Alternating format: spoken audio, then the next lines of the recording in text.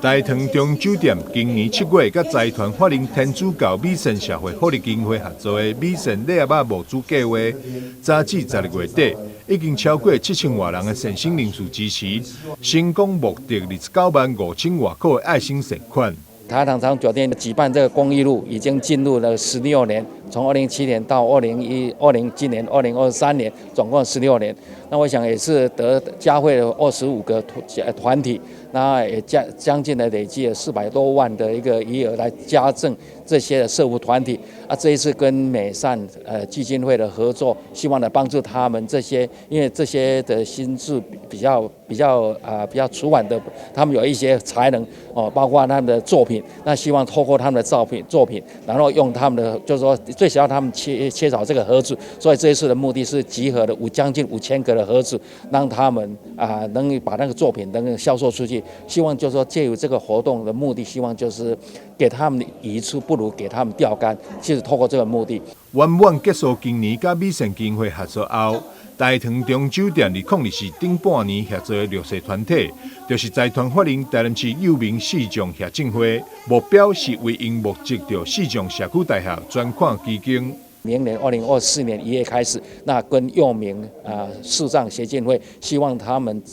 有一个专款等于就是他们社区大学的专款，希望透过这个活动来帮助他们。我希望就是说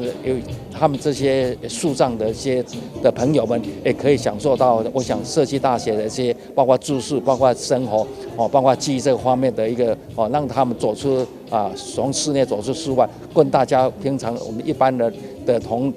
仁一起去享受这个生活。舟山公益日活动举办迈入第12档，这多年来结合消费者爱心，总共募集到400多万，加惠将近25个弱势团体。台南市社会局长卢宇聪以及张荣发慈善基金会董事长吴景明，对着大塘中酒店的善行义举表达肯定。社会局来这边呢，见证我们在台糖长久店的舟山公益日。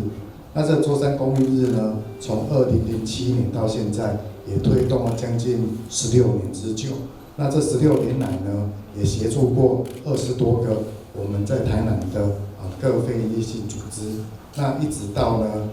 今年的下半年呢刚刚我们的美善基金会也呈现出了我们在下半年的一个成果。下半年的成果呢是叫做自立，我也可以迈向美善人生。那这一个相当具有意义，也非常感谢呢台糖长久店的一个协助跟赞助。台糖酒店一样，利用它的